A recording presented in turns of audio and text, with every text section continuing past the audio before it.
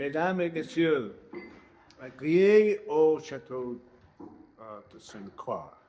Moi, je suis Robert Hadoué et c'est Marion, ma femme, les propriétaires, et nous espérons que vous prendrez plaisir, information et inspiration de cette exposition qui est organisée par notre merveilleuse conservatrice Jane et son mari, professeur Jonathan Harris. Et c'est Jonathan Harris qui je voudrais présenter avec Monsieur Ian Higgins, le fils de le sculpteur sujet de cette exposition. Nous vous le remercions. Bonsoir et bienvenue. Ouais, comme tout.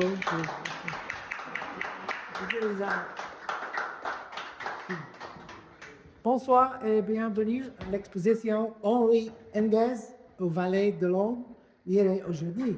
Avec moi, c'est M. Ian Engels, le fils de Henri Engels. Ensemble, nous parlerons de Engels pendant environ 4-5 minutes. Ensuite, il y aura du temps pour quelques questions et commentaires pour mieux. D'abord, quelques présentations et merci. Je m'appelle Jonathan Harris, professeur de l'histoire de l'art moderne et contemporaine en Europe et aux États-Unis, avec ma collaboratrice et ma femme, Jane Linden. Nous avons préparé cette exposition. Nous vivons ici à Sainte-Croix-de-Marais, près du château. Robert et Marion Hadoué, merci beaucoup d'avoir fourni cet espace de galerie.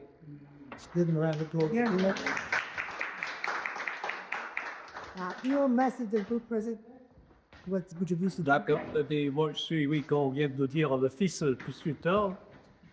Je me sens un peu être exposé aussi. Et je n'ai probablement pas toutes les connaissances que vous souhaiterez, mais voilà. J'essaierai de répondre de mon mieux aux questions. Alors,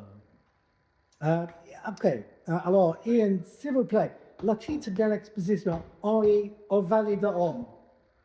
Qu'est-ce que cela signifie? Qu'est-ce que cela signifie? Oui, au Valais de l'Homme. C'est un peu un défi linguistique, si vous voulez aussi, peut-être, mais c'est un défi aussi pour l'interprétation des œuvres.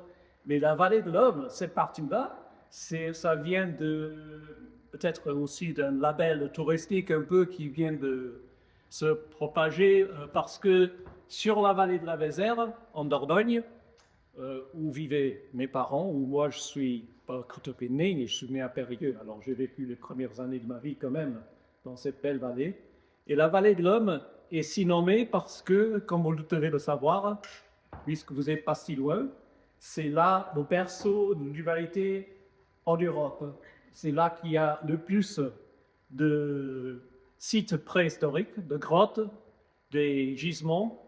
Et c'est grâce justement à Lascaux et aux gisements trouvés dans cette vallée que mon père et mes parents sont venus ici. Et c'est vraiment grâce à Lascaux, la découverte de Lascaux suite pendant la guerre, mais juste après, mon père est venu pour le voir, avant que ce soit ouvert au public, et il a amené des étudiants du Royal College à Londres, où il a enseigné. Et c'est comme ça qu'ensuite, il s'est établi en permanence avec un atelier à Tirsac, et on a vécu là pendant des années, avant qu'on m'a déraciné pour m'emmener en Angleterre.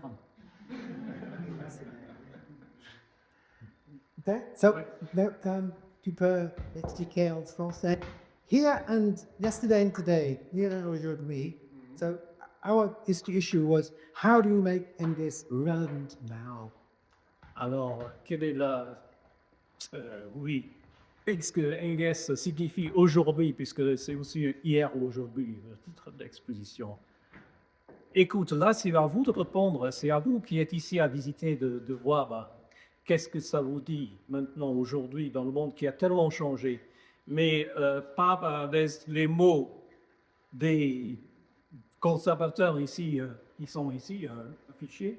vous verrez combien aussi la vie était différente quand ils sont arrivés. D'ailleurs, je sais que beaucoup d'entre vous ont des souvenirs de l'époque où je suis né, plus ou moins. Enfin, un certain nombre, il y en a des jeunes aussi, heureusement. Mais c'est vrai que ma vie a beaucoup changé. Et hier, aujourd'hui, il faut avoir un regard en arrière pour aller en avant parfois. Et j'espère que c'est un peu ça que cette exposition vous propose. Good. Okay, and maybe you could say we wanted to find a way to make people now understand that this was important work to look at, and there's quite a lot of text as well because you need to understand context. Alors oui, il dit que c'est important de essayer de donner aux gens un regard sur le contexte de l'œuvre et qu'il y a beaucoup sur les planches là, de texte, c'est vrai à lire aussi, mais l'explication des œuvres, ça donne aussi un regard un peu plus profond sur ce qu'on voit dans la salle. Pour ne pas trop vous effrayer, tout ça sera aussi en ligne ensuite. Donc, si vous n'avez pas de temps de vraiment apprécier tout ce qui est écrit aujourd'hui, ce serait possible ensuite. Il faut visiter le site galerie-du-château.org. Merci. Ensuite, pouvez-vous nous parler de la vie et du travail d'Engels avant son arrivée au Bordeaux? Oui, alors avant son arrivée, je vais abréger parce que quand même, avec un certain temps avant qu'il est venu ici, je ne vais pas tout vous raconter. Il est né en Allemagne. Il est né en Allemagne, il est parti pour l'Amérique dans les années 1920. Je te regarde parce que moi aussi, je suis ma femme. Je connais bien l'histoire. Et c'est écrit là d'ailleurs. 24, voilà. C'est arrivé au bon moment. 24, il est parti pour New York. Il a vécu là-bas 10 ans. Ensuite, il est revenu en Europe. Mais en Allemagne, bien qu'il ait repassé là-bas, les choses tournaient plutôt mal. Alors, il n'est pas resté trop longtemps là-bas. Il est parti pour la France, pour l'Italie et pour l'Angleterre. Il a vécu un certain temps en Italie et c'est d'ailleurs là qu'il a eu les premiers de ses plus importantes expositions. Il a commencé vraiment à travailler la pierre là-bas, parce qu'il y a des très belles carrières, comme vous devez le savoir, marbre et Carrare et de la pierre italienne. Et ensuite, il est allé en Angleterre. Quand la guerre a déclenché, il était en Angleterre. Alors, il était allemand en Angleterre. C'est pas trop une bonne idée. Interné pendant un certain temps. On voyait l'Australie, puis il est revenu. Il a travaillé pour la BBC pendant la plupart de la guerre. Et ensuite, il était donc professeur de sculpture au Royal College d'Art. Il participait à beaucoup d'expositions en Angleterre, mais il a quitté ça pour venir vivre ici, pour se concentrer sur son œuvre, sur son travail, pour avoir un atelier ici. À cause vraiment, je crois, de la préhistoire, de l'art pariétal, de ce que la campagne lui a amené sur le plan créatif. Okay. Could I ask, did your father feel French? That he was French? Est-ce que mon père se sentait français? Alors, difficile question à répondre. Écoute, pour moi, j'étais conscient de quoi? J'étais conscient de ce que on est tout enfant, on prend ce qu'on a, on le prend comme donné. C'est comme ça la vie. On ne se pose pas trop de questions, on ne se pose pas trop de questions. Alors moi, je me considérais comme Tursacois, vraiment. Ouais. J'étais Tursac. Mais je parlais aussi l'anglais, bien sûr, en famille.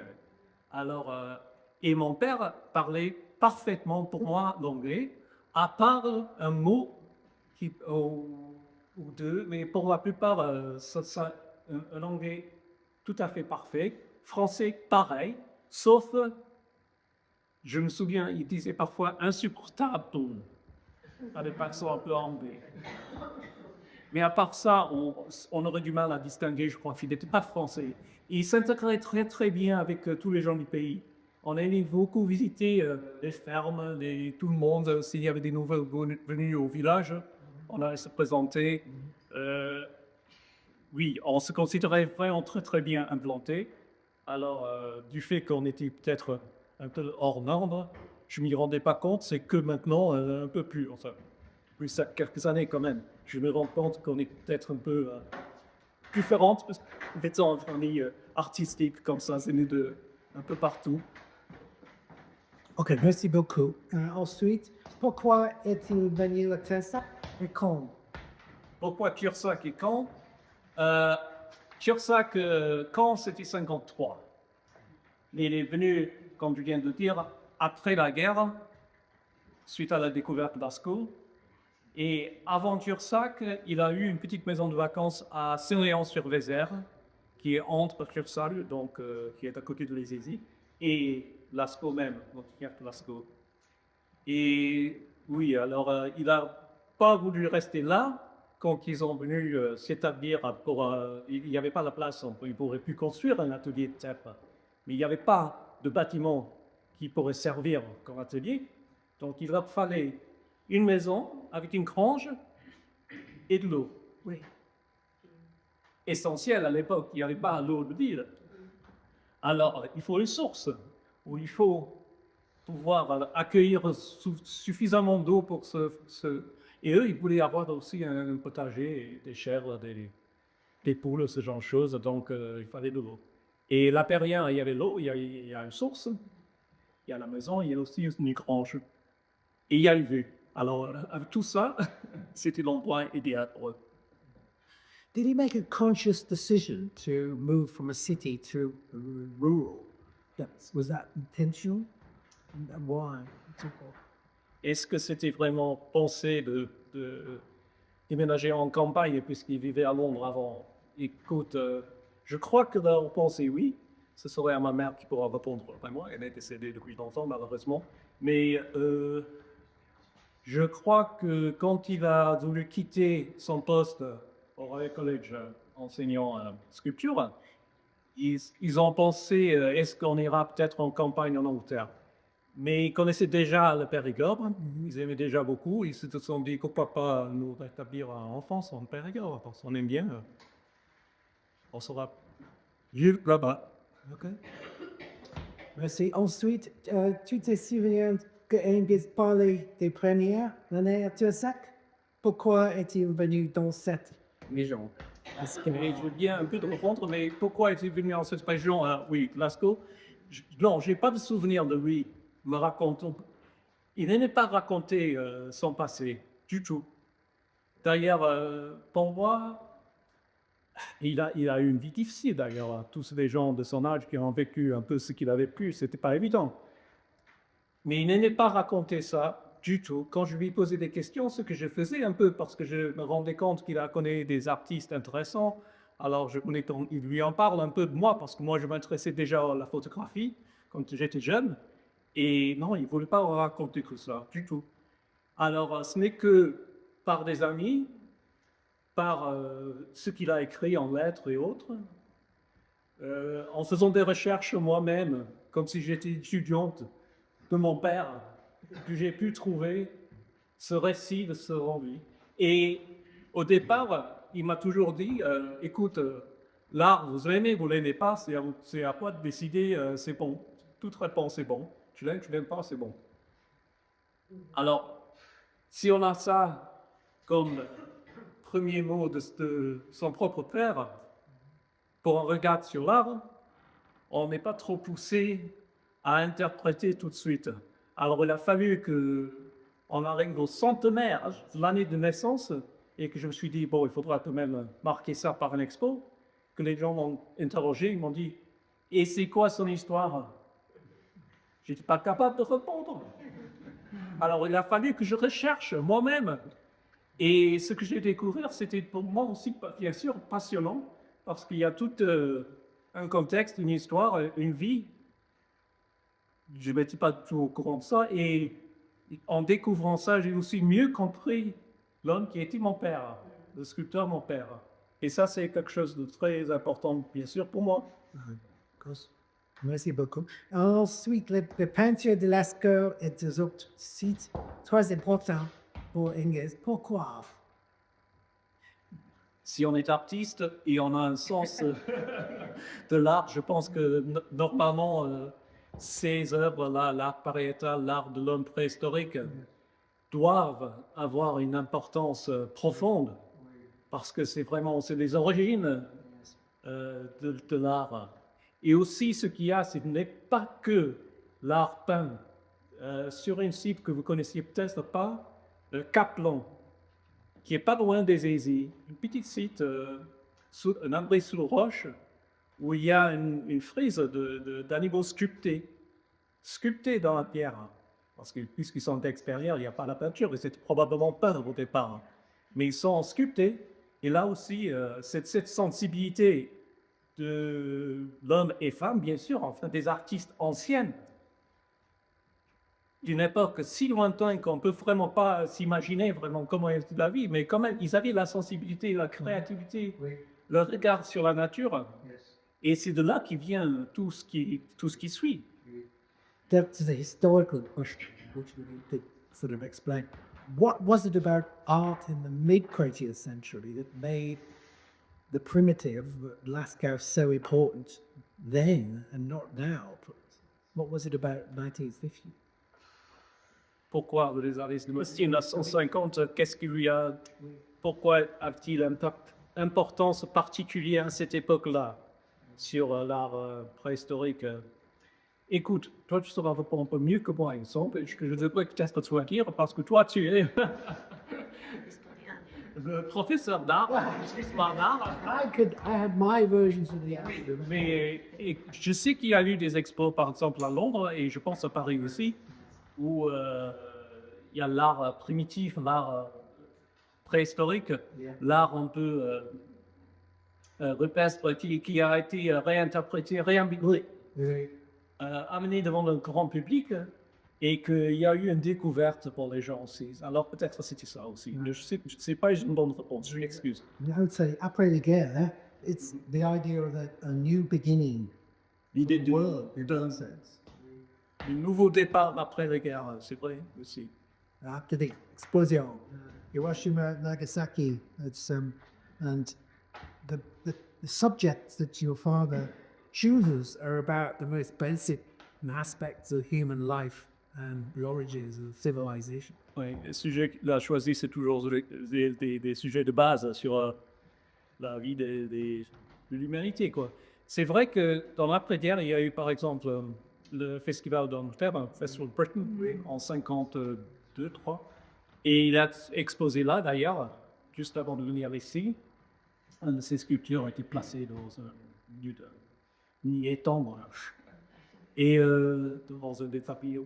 Et je pense que oui, cette renaissance d'une vie artistique, mais de toute la vie d'ailleurs, la reconstruction des décombres de la guerre, des cités, c'était important. We times are hopeful about the future. L'espoir pour l'avenir, oui. We then. Ouais. Ok. Merci beaucoup. Quels ont été les changements survenus à Tirsac de l'époque où Engels est votre famille? Il dit bien? Les changements de vie quotidienne, Oui. Oui. everything. Beaucoup de changements. On s'aperçoit des changements que quand on regarde en arrière. Mais bien sûr que la vie a changé, comme beaucoup de choses le savent. Je me souviens dans la vallée, on labourait les champs avec le bœuf, les charrettes. Enfin, il y avait quelques tracteurs, très peu. Chez nous, on avait un réfrigérateur. Innovation. Et même ce genre de choses, et ça ne se trouvait pas beaucoup dans les cuisines du pays. Dans les fermes avoisinantes, il y a souvent le chaudron. Enfin, on était en train de faire la soude en permanence. Il n'y avait pas une façon de vivre telle que c'est maintenant. Mais d'un côté,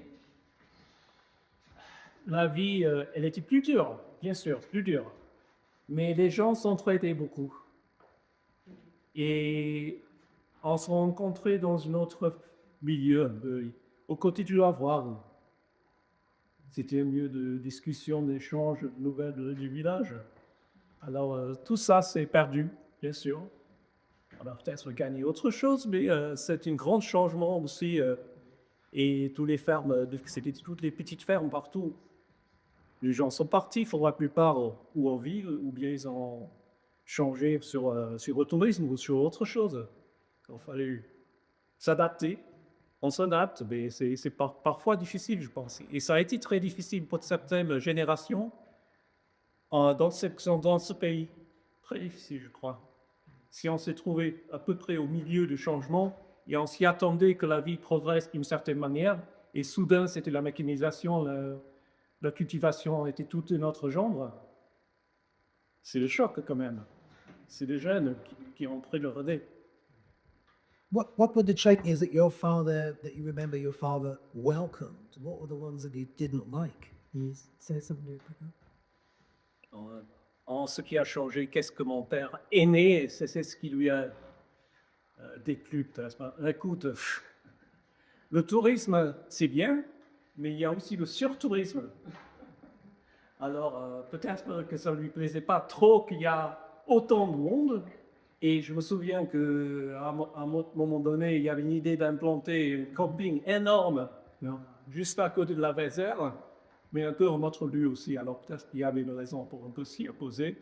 Mais il n'était pas trop content là. Il a quand même eu un peu de pression là pour que ce soit éloigné un tout petit peu dans les bois. Ce qui n'est pas plus mauvais parce que comme ça on a un peu d'ombrage, c'est bien pour le camping là-bas.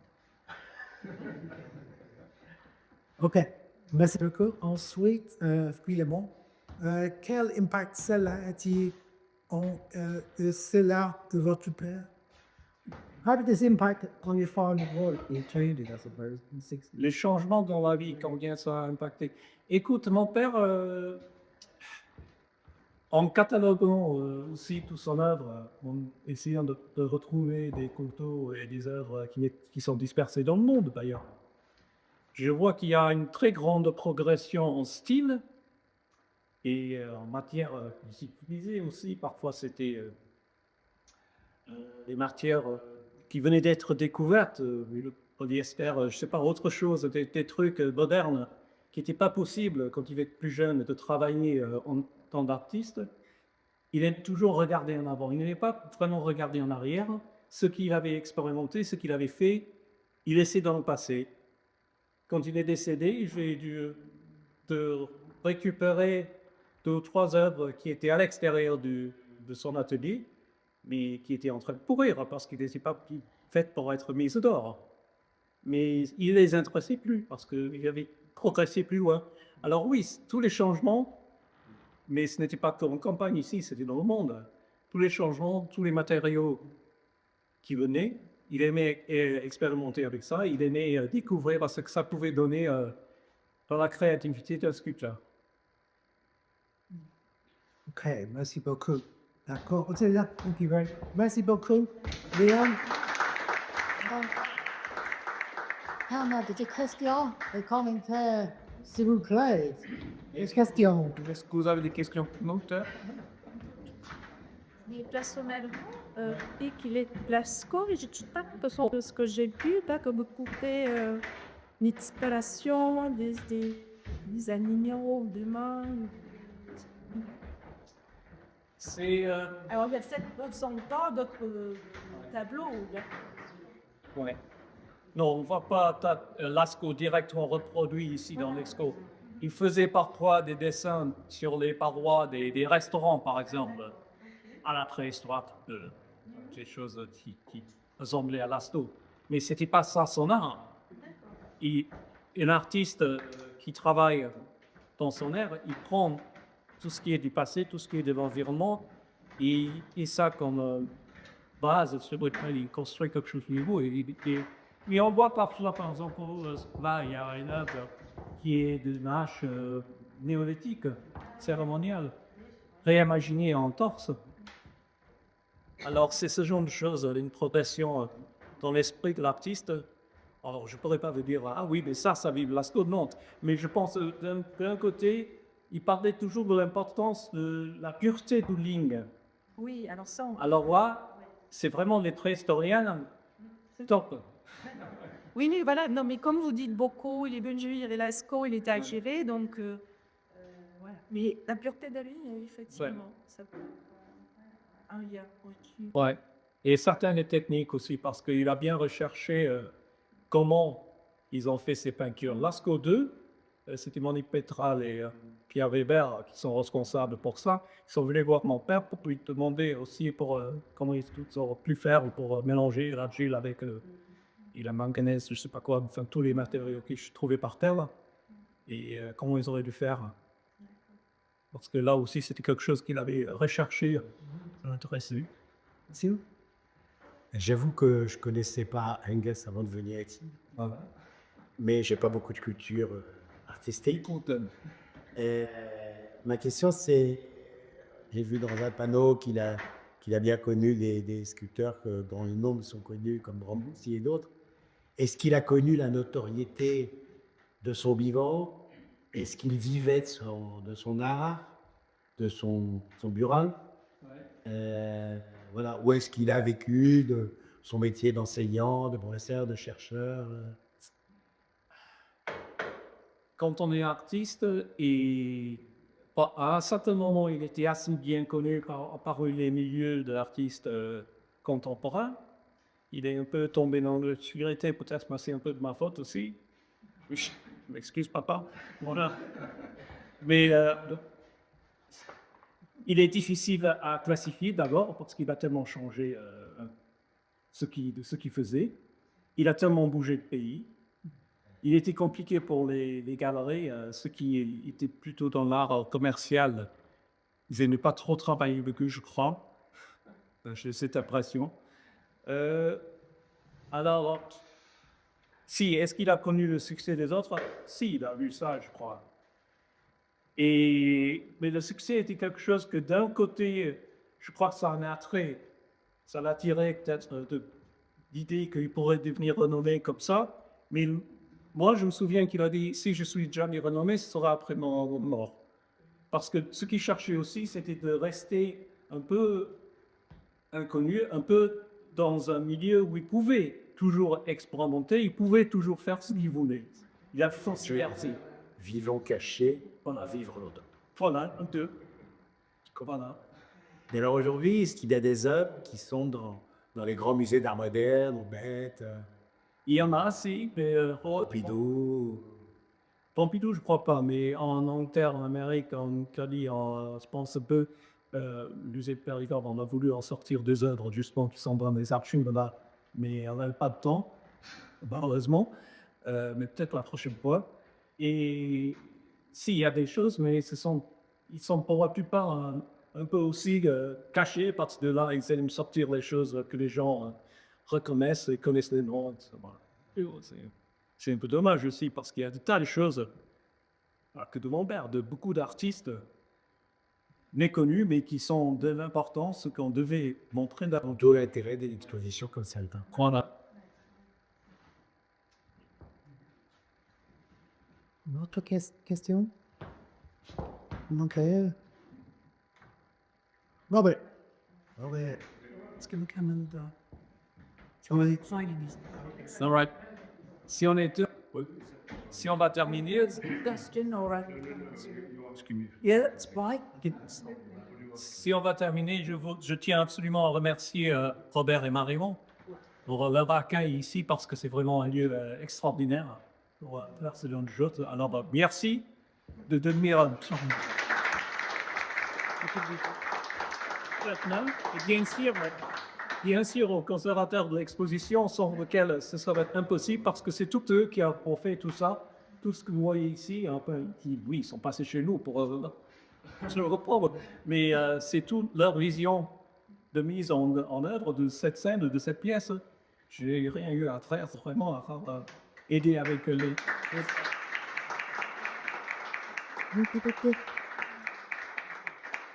Si. Yeah, thank you.